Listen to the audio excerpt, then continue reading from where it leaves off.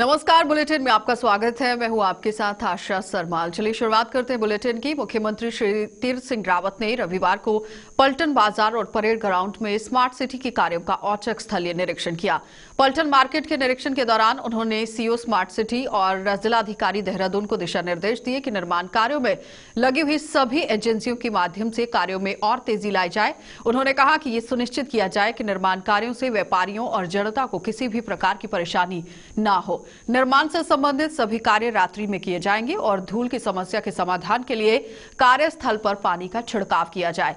पलटन मार्केट में सड़क निर्माण के साथ ही सीवरेज और तारों के अंडरग्राउंड से संबंधित जो भी कार्य हैं उन्हें साथ साथ पूर्ण किया जाएगा।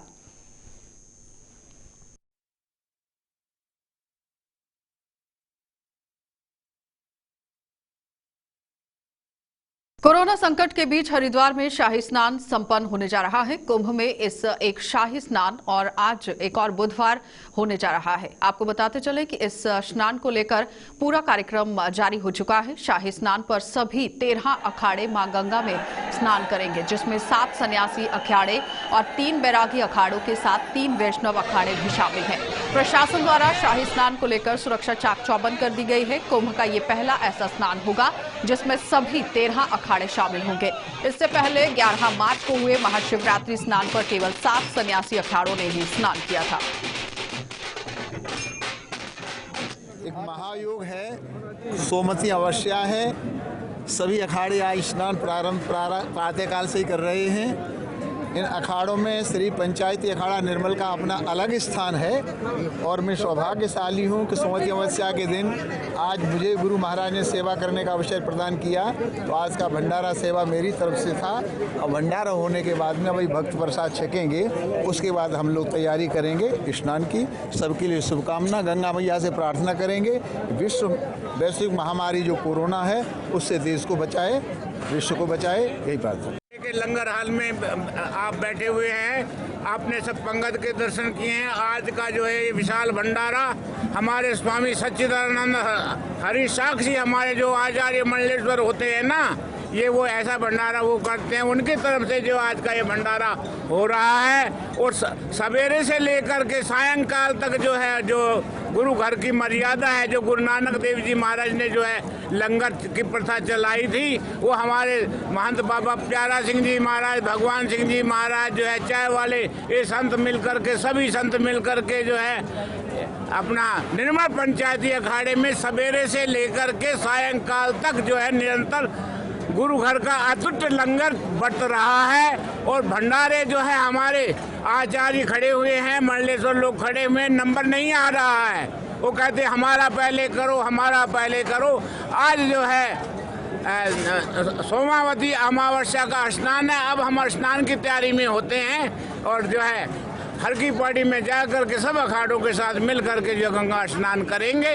और ये जो कोरोना का महासंकट है उसको भी जो है हम प्रार्थना करेंगे वो भी सब दूर होगा और उत्तराखंड की जो है अपना चढ़ती कला होगी। जो गुरु नानक साहब ने कहा है, नानक नाम चढ़ती। तो हरिद्वार महाकुंभ का दूसरा शाही स्नान सोमवती अमावस्या पर किया गया, जिसमें सभी अखाड़ों ने अपनी अपनी पेशवाई निकालकर हर की पौड़ी ब्रह्मकुंड पर पहुंचे। नागा साधु के साथ अखाड़ों के महामंडलेश्वर संतों ने शाही स्नान किया, जिसमें प्रशासन की तरफ से हर की पौड़ी सुबह से ही संतों के लिए खाली करवा दिया गया था। सुरक्षा व्यवस्था को लेकर संतों का क्या कुछ कहना है, चलिए वो आपको दिखा देते हैं। हरिद्वार में जो है महाकुंभ की शुरुआत हो गई है, वहीं जो है पेशवाई निकल रही है। महामंडलेश्वर जैसे बताया जा रहा है कि शाही स्नान के लिए हर की पौड़ी पहुंच रहे हैं। हमारे साथ जो है गुरुजी हैं, उनसे जानते हैं कि आज जो है जी बिल्कुल जी। गुरुजी थोड़ा सा परिचय दीजिएगा अपना। मेरा नाम महामंडलेश्वर स्वामी प्रेमानंद है। मैं महानिर्वाणी अखाड़े का विशिष्ट मंडलेश्वर हूँ। गुरुजी आज जो है शाही स्नान के लिए जारी है, पेशवाई जारी है वहाँ पर, किस तरह का जो है अनुभव लग रहा है? और जो है आप तो पहले भी कुंभ में शाही स्नान कर चुके होंगे, तो इस बार जैसे कोरोना चल रहा है तो उसको देखते हुए कैसा लग रहा है? उसको देखते हुए कोविड का जो प्रभाव तो है, लेकिन सरकार जो है पूर्ण रूप से कुंभ मेला कराने में सफल नहीं है। क्योंकि लोगों को एक तो बुलाना नहीं था और बुलाना था तो इस तरह परेशान नहीं करना। पब्लिक बहुत परेशान है और कुंभ मेला का जो अपना स्वरूप था वो बहुत कम दिखने में आ रहा है। जो गुरुजी कुछ जगह ऐसी हैं जहाँ पर जो है आज भी जो राजनीतिक दल जो हैं तमाम रैलियाँ कर रहे हैं, लेकिन हरिद्वार की अगर बात करें तो क्या कोरोना जो है आस्था पे भारी है या राजनीति पे? नहीं, नेताओं को कोरोना नहीं लगता है। उन्होंने स्पेशल वहाँ से सर्टिफिकेट लेकर के आए हैं। 15-15 लाख की रैली कर रहे हैं, वहाँ कोई कोरोना नहीं है। और हरिद्वार में कुंभ मेला में कोरोना आ गया है। ये तो राजनीतिक लोगों का एक अपना चोचलेबाजी है। पब्लिक के ध्यान को आकर्षण दूसरी तरफ करना है, डिवाइड करना है, जिससे पब्लिक उनकी कमियों को न देख सके।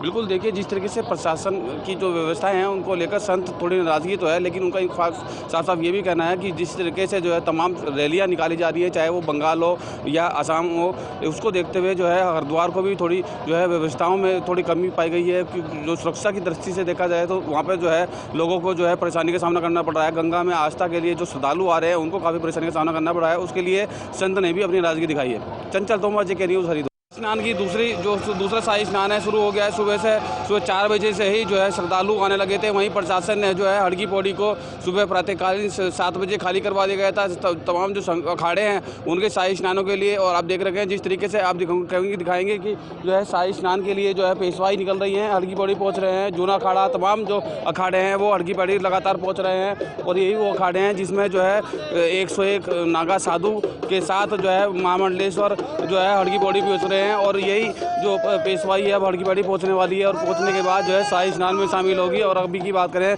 तो तमाम अखाड़े जो है पेशवाई में जब वहाँ हड़की पौड़ी पेशवाई को लेकर पहुंच चुके हैं और जो स्नान कर रहे हैं। प्रशासन जो है सारे पुख्ता इंतजाम करके को लेकर कर रहा है। तमाम जो घाट बना गए थे वहाँ पर जो है श्रद्धालुओं को स्नान कराया जा रहा है। जो हड़की पौड़ी है जहाँ ब्रह्मकुंड है, जहाँ पर से जो है कलश में से अमृत छलका था, उस जगह पे जो है वहाँ पर जो है साधु संत को स्नान कराया जा रहा है। अभी शाम के समय बताया जा रहा है कि जैसा उसकी जो शाम की आरती होगी उसके बाद जो है अखाड़े का स्नान जो है खत्म हो जाएगा और उसके बाद आम श्रद्धालुओं को स्नान करने की अनुमति दी जाएगी। चंचल तोमर, JK न्यूज़।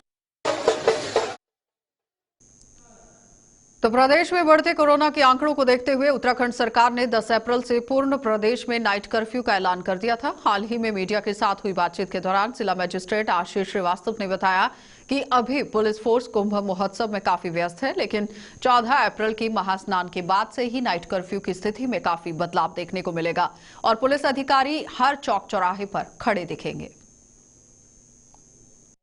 आपको पता है कि वर्तमान में कुंभ का शाही स्नान चल रहा है और मैक्सिमम फोर्स जो है उस शाही स्नान में गई हुई है। 14 तारीख को जो मुख्य शाही स्नान है वो समाप्त हो जाएगा और 15-16 से फोर्स की आवक शुरू हो जाएगी, तो और चौराहों पर भी इसका इन्फोर्समेंट कराया जाएगा। अभी वर्तमान में काफ़ी जो है इन्फोर्समेंट है और अगर कोई इसमें पकड़ा जाता है तो उसके खिलाफ कार्रवाई भी की जा रही है। पूरे देश के साथ उत्तराखंड में भी लगातार कोरोना संक्रमित की संख्या बढ़ रही है। राजधानी देहरादून में भी कोरोना के लिए बनाए गए सभी टेस्टिंग सेंटरों पर लोगों की भीड़ जुट रही है और लोगों के मन में दूसरी लहर को लेकर डर भी बना हुआ है। साथ ही लॉकडाउन के पक्ष में जनता नहीं दिख रही है। इसके साथ ही राज्य में कुंभ को लेकर कोरोना की दर जो बढ़ती देखी जा सकती है, जिसको लेकर संवाददाता विशाखा चौधरी ने ग्राउंड जीरो से भी रिपोर्ट किया है। जनता से बातचीत हुई है कि आखिर क्यों वहां पर इस तरह से हालात जो है वो पनपे हुए हैं, किस तरह से जायजा लिया गया विशाखा की तरफ से, देखिए। पूरे देश में इस समय कोरोना ने पिछले पुराने सारे रिकॉर्ड ध्वस्त कर दिए हैं और गुजरात, मध्य प्रदेश और तमाम जो राज्य जिनमें कोरोना एक्टिव केसेस की संख्या बढ़ रही है और उत्तराखंड भी इससे अछूता नहीं है। लगातार कुंभ को लेकर राज्य में लाखों लोगों का आना जाना हो रहा है। जिस तरीके से इतने छोटे राज्य में लगातार कोविड संक्रमित लोगों की संख्या बढ़ रही है और जो तमाम स्वास्थ्य सेवाएं हैं वो चरमराती हुई दिख रही हैं। और जिस तरीके से कुंभ को लेकर राज्य में कोरोना विस्फोट होने के भी खतरा है, उसी को लेकर हम मौजूद हैं यह देखने के लिए कि किस तरीके से जो स्वास्थ्य सेवाएं हैं वो चल रही हैं। और हम मौजूद हैं, फिलहाल मैं अपने कैमरामैन से चाहूँगी कि वो दिखाएं कि ये एक कोविड सेंटर है जो कि कोरोना टेस्टिंग के लिए अधिकृत किया गया है। आहूजा पैथोलॉजी करके ये सेंटर बनाया गया है राजधानी देहरादून के अंदर। जिस तरीके से लगातार सुबह से हम यहाँ देख रहे हैं कि संक्रमण जो जिस तरीके से लोगों को डर है और उसको लेकर लोग टेस्ट कराने के लिए पहुँच रहे हैं। लगातार लाइनों में भी खड़े हैं। कोई कहीं पे ट्रैवल करने के लिए टेस्ट करा रहा है या किसी के मन में डर है कि हो सकता है कि वो पॉजिटिव हो। इनमें से जब तक किसी की रिपोर्ट नहीं आ जाती उनको नेगेटिव माना जाता है, लेकिन ऐसा भी है यहाँ पर कई पॉजिटिव लोग भी अवश्य रूप से मौजूद होंगे। तो हम पूछेंगे कि किस तरीके से जो लोग हैं उनके मन में डर है फिलहाल कोरोना को लेकर। सर, आप टेस्ट कराने आए हैं? जी मैम, टेस्ट कराना। नाम बताइए। सुमित मेरा।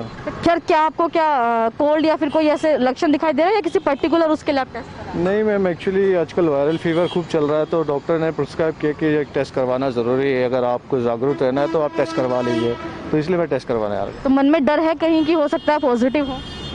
होपफुली देखिए, अब जब डॉक्टर ने कहा तो कहीं ना कहीं 1% हो ही जाता है, तो इसलिए टेस्ट करवाना तो बेहतर होगा। सब अपनी फैमिली और सोसाइटी के लिए तो इतना तो आप कर ही सकते हैं।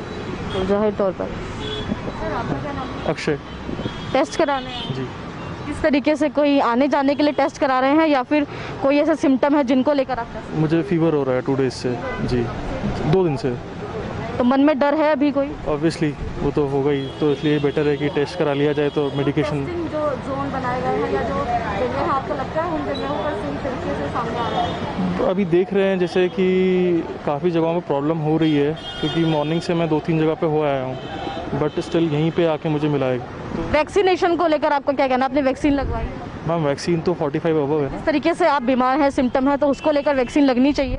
डेफिनेटली मैम, सभी के लिए होनी चाहिए, क्योंकि वो एक एज क्राइटेरिया नहीं होना चाहिए, क्योंकि ये कोविड है, ऐसा नहीं है ना कि एक एज लिमिटेड हो, सिर्फ एक एज के लिए ही हो। सभी को मिलनी चाहिए वैक्सीन, तो ज़रूरी है जी। मैम, आपको क्या नाम है? अर्चना। हम टेस्ट के लिए आए हैं। हाँ जी, किस तरीके सिम्टम कोई दिखाया? इसलिए टेस्ट के लिए आए हैं। डॉक्टर के द्वारा बोला? नहीं, डॉक्टर ने नहीं कहा है। जागरूकता के तौर? हाँ, जागरूकता के तौर पे खुद ही सिम्टम्स हैं, तो इससे पहले कि किसी और को मैं इन्फेक्ट करूँ, इट्स बेटर कि मुझे पता हो कि मुझे कोरोना है या नहीं। जब फिलहाल राजधानी देहरादून की बात करें या उत्तराखंड की बात करें, आपको लग रहा है पहले से ज़्यादा केसेस इस समय सामने आ रहे हैं? नहीं, बिल्कुल, अब लोग लीनियंट भी हो गए हैं। पिछले साल हम लोग काफ़ी सतर्कता बरतते थे, इस साल हम खुद ही लीनियंट हो गए हैं। तो ये तो कोरोना तो है ही ना, लीनियंट रहेंगे तो कोरोना बढ़ेगा। लॉकडाउन को लेकर क्या कहना है? होना चाहिए मैम, पार्शियली होना चाहिए। अब पूरी तरह से करेंगे तो वो भी लोगों को उसमें भी नुकसान। पूरी तरह से नहीं होना? हाँ, पार्शियली होना चाहिए। बट देखिए, जिस तरीके से जो लोग हैं उनका कहना है कि वो टेस्टिंग के लिए आए हैं। सिम्टम्स कई लोगों को वायरल के, नॉर्मल फीवर के हैं, जिसको लेकर लोगों के मन में डर है कि कोविड टेस्ट कराया जाए। कहीं डॉक्टर्स के कहने पर आए हैं और जिस तरीके से लोगों का यह मानना है कि पिछले साल के कंपेयर में इस साल या पिछली लहर के कंपेयर में जो कोरोना की दूसरी स्ट्रेन इस समय जारी है, उसको लेकर लोगों के मन में ज़्यादा डर है, क्योंकि जो सावधानियां हैं वो कम हो गई है और ख़तरा इस समय ज़्यादा हो गया है, जिसको देखते हुए तमाम जो कोविड सेंटर्स हैं उन पर लोगों की भीड़ बन रही है। लोगों का कहना है कि वैक्सीन अब सब लोगों के लिए खोल देनी चाहिए, सभी लोगों को वैक्सीनेशन किया जाना चाहिए, या जिन लोगों के अंदर सिम्टम्स दिखाई दे रहे हैं या जो लोग बीमार हैं उनकी जाहिर तौर पर उनका वैक्सीनेशन होना चाहिए। और जिस तरीके से राज्य में कुंभ को लेकर लगातार लोग आ रहे हैं, देहरादून से होते हुए हरिद्वार जा रहे हैं, या जिस भी तरीके से समूचे देश से इस समय कहीं ना कहीं जो लोग हैं उनकी आवाजाही राज्य में बनी हुई है, उसको लेकर राज्य पर और भी अलर्ट मोड है और भी सावधान रहने की ज़रूरत है यहाँ के प्रशासन को, यहाँ की सरकार को। वीडियो जर्नलिस्ट तिलक शर्मा के साथ विशाखा चौधरी, JK 24/7 न्यूज़, देहरादून। शाही स्नान के दिन खानपुर बॉर्डर पर भी करीब 2000 यात्रियों की कोरोना जांच की गई और इस दौरान 2 यात्रियों में कोरोना पॉजिटिव की पुष्टि होने पर उन्हें आइसोलेट कर दिया गया। इससे पहले 4 यात्रियों में कोरोना की पुष्टि हो चुकी है। इनके साथ आए हुए करीब 3000 लोगों को बॉर्डर से ही यहां बेरंग जो है वो लौटाया गया। उधर बालावली और से दलेवाला बॉर्डर पर भी यहां 1000 से ज्यादा यात्रियों की कोरोना सैंपलिंग की गई।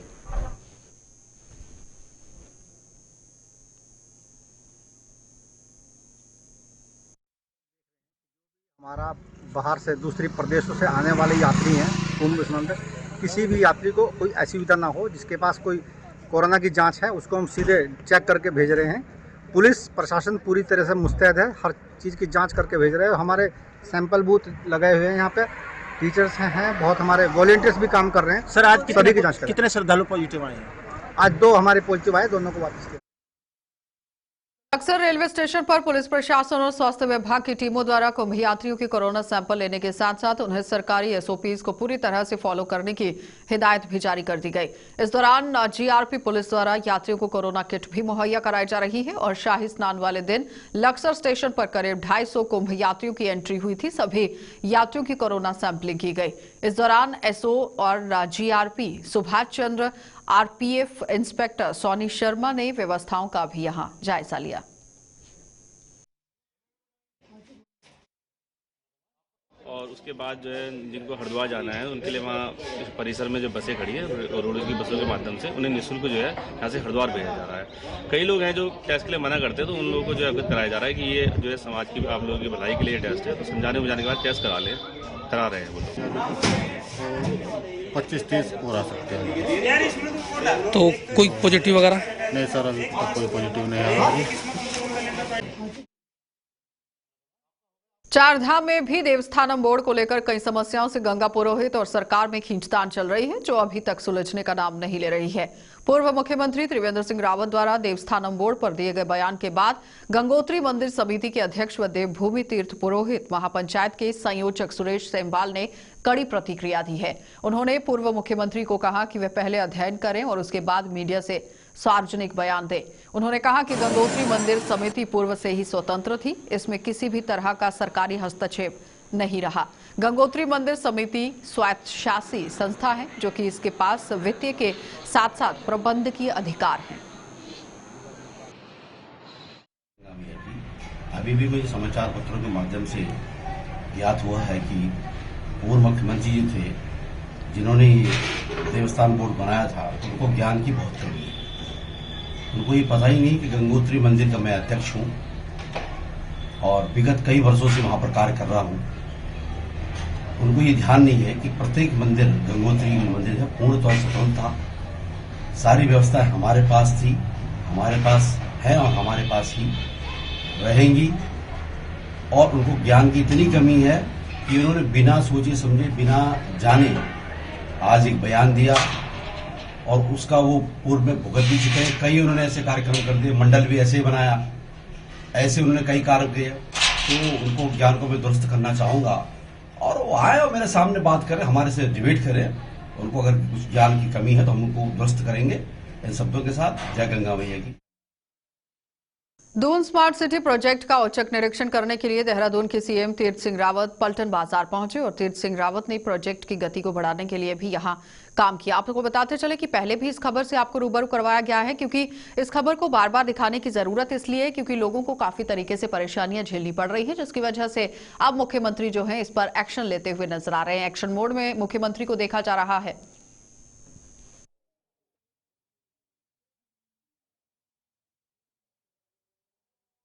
देखिए, स्मार्ट सिटी में दोनों समय पर काम चल रहा है, सुबह और शाम दोनों पे काम चल रहा है। और उसमें जो है माननीय मुख्यमंत्री जी के द्वारा ये निर्देश दिए गए हैं कि जो सुबह और शाम पानी के अलावा दिन में भी एक बार कोशिश की जाए पानी अंदर जो है छिड़काव किया जाए। और उनके द्वारा ये कहा गया है कि 7 मई तक जो है, हमने 30 अप्रैल तक के लिए कहा है, माननीय मुख्यमंत्री जी ने 7 दिन और एक्स्ट्रा समय दिया है। 7 मई तक जो सड़क के ऊपर पीसीसी का कार्य है वो समाप्त किया जाना है और उसको पूरा किया जाएगा। उनके निर्देशों का अनुपालन किया जाएगा। तो चुनावी साल में कालाडूंगी और लालकुआं विधानसभा क्षेत्र के लोगों के लिए पीडब्ल्यूडी विभाग कई सड़कों की सौगात देने जा रहा है। पीडब्ल्यूडी 16 करोड़ 50 लाख रुपए की लागत से करीब 62 किलोमीटर की सड़कों पर निर्माण करेगा, जिसके लिए शासन से बजट की मांग की गई है। तो ऐसे में उम्मीद जताई जा रही है कि बजट मिलते ही सड़कों का निर्माण शुरू हो जाएगा।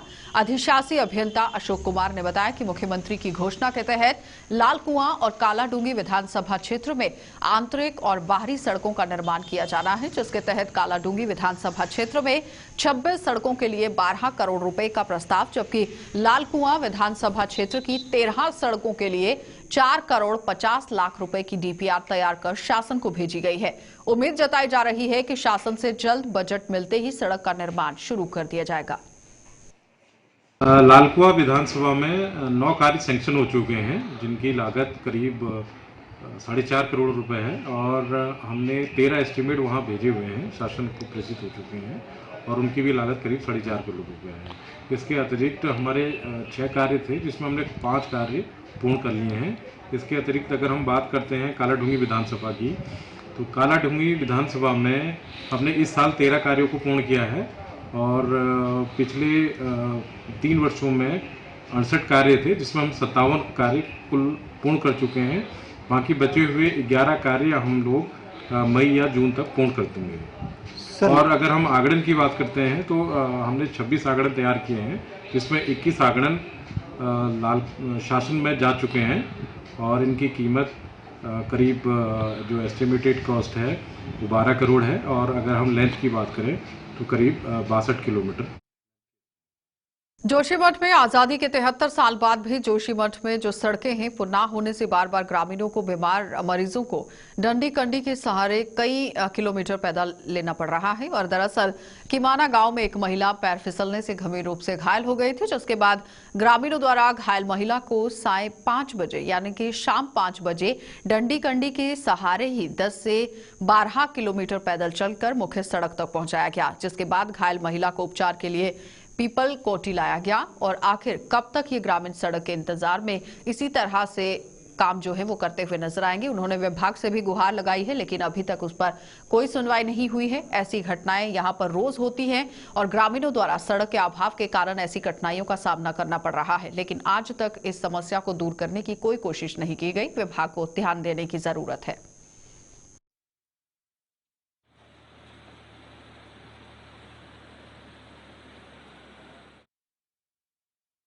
तो उत्तराखंड के नए मुख्यमंत्री तीर्थ सिंह रावत पर जहां अपने बयानों और फैसलों को लेकर मुसीबतों का घेरा बढ़ता जा रहा है, वहीं एक और आम आदमी पार्टी ने उनके फैसले का पूर्णतः स्वागत किया है। मीडिया के साथ हुई बातचीत के दौरान आम आदमी पार्टी के प्रवक्ता संजय भट्ट ने कहा कि जिस तरह से भाजपा की सरकार ने मंदिरों को देवस्थानम बोर्ड में लिया था वह अनुचित था और कहीं न कहीं उन पहाड़ वासियों के खिलाफ था जिनके रोजगार उन मंदिरों व स्थानों पर निर्भर करते थे। इसी के साथ संजय भट्ट ने यह भी कहा कि अब जब भाजपा सरकार ने फिर से 51 मंदिरों को देवस्थानम बोर्ड से हटा दिया है तो आम आदमी पार्टी उनके इस निर्णय का स्वागत करती है।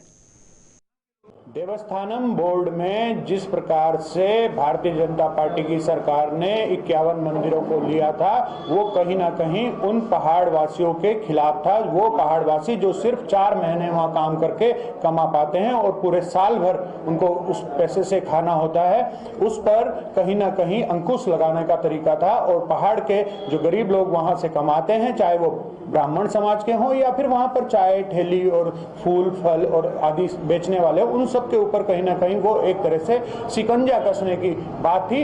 अब इन्होंने वापस लिया है। उससे पहले हम आम आदमी पार्टी लगातार मांग करती रही कि देवस्थानम बोर्ड को हटाया जाए और वो हटाया गया, उसका हम स्वागत करें। आम आदमी पार्टी अल्पसंख्यक मोर्चा के प्रदेश अध्यक्ष यूनुस चौधरी का जसपुर के ग्राम बाबरखेड़ा पहुंचने पर ग्रामवासियों ने उनका जोरदार स्वागत किया। इस दौरान दर्जनों लोगों ने आम आदमी पार्टी की सदस्यता ग्रहण की। इस मौके पर डॉक्टर यूनुस चौधरी ने भाजपा और कांग्रेस पार्टी पर हमला करते हुए कहा कि कांग्रेस पार्टी और बीजेपी एक दूसरे की पूरक पार्टी है और पता नहीं चल पाता कि कितने में और जीतने के बाद कांग्रेस का नेता कब भारतीय जनता पार्टी ज्वाइन कर ले। उन्होंने कहा कि जिस तरह से दिल्ली के मुख्यमंत्री अरविंद केजरीवाल ने दिल्ली के काम के नाम पर वोट मांगे और दिल्ली की जनता ने उन्हें काम के नाम पर वोट दिए, इसी दिल्ली मॉडल को भी लेकर आम आदमी पार्टी उत्तराखंड में जनता के बीच है और उन्हें विश्वास है कि 2022 विधानसभा चुनाव में आम आदमी पार्टी पूर्ण बहुमत से सरकार यहां पर बनाती हुई नजर आएगी। उत्तराखंड में बहुत तेजी से बढ़ने जा रही है, आपको पता है, और आम आदमी पार्टी के तमाम कार्यकर्ता रातों दिन मेहनत से आम आदमी पार्टी को मजबूत करने में काम कर रहे हैं और 2022 में हम फुल बहुमत से सरकार बनाएंगे उत्तराखंड में। और साथ ही हमारे जो नौजवान, जो हमारे बाबरखेड़ा के नौजवान, में इनका बहुत दिल की गहराइयों से स्वागत करता हूँ, इस्तकबाल करता हूँ कि इन्होंने आज मेरे जैसे कार्यकर्ता को यहाँ बुलाकर इस्तकबाल किया।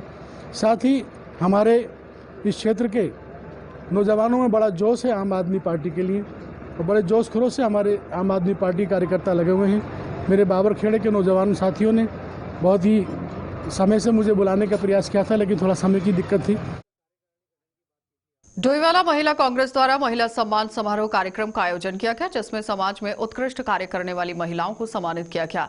इस दौरान महिला कांग्रेस की नगर अध्यक्ष आरती वर्मा ने कहा कि कांग्रेस द्वारा पहले भी उन महिलाओं को सम्मानित किया गया है जो समाज में सराहनीय कार्य करने के साथ साथ अपने परिवार को भी सहयोग कर रही हैं। आगे भी इस तरह के कार्यक्रम किए जाएंगे ताकि महिलाओं का मनोबल बढ़ाया जा सके और साथ ही और भी महिलाएं उन्हें देखकर यहां प्रेरणा लें और अपने जीवन में आगे बढ़ सके। हमारी जो नवनियुक्त अध्यक्ष है, शहर अध्यक्ष, उनकी तरफ से महिला सम्मान समारोह किया गया है, क्योंकि जो हमारी नवनियुक्त वो है जिला शहर अध्यक्ष है, उनके अंदर जोश था कि हम महिलाओं को कुछ करें। आज उस कड़ी को पिरोते हुए उन्होंने आज पहला कार्यक्रम है महिला सम्मान समारोह, और आगे वो महिलाओं के लिए तरह तरह के एक्टिविटीज़ करेंगी, जैसे कि कोई रोजगार हो, इस तरह की ट्रेनिंग्स उनको देंगी, या जैसे कोई अशिक्षित हैं महिलाएं, उनको शिक्षा के लिए बहुत सारी चीज़ें आगे करने वाली हैं। हमारी शहर अध्यक्ष काफ़ी जुझारू है। आज उसी परिप्रेक्ष्य में इन्होंने महिला सम्मान समारोह कार्यक्रम रखा है।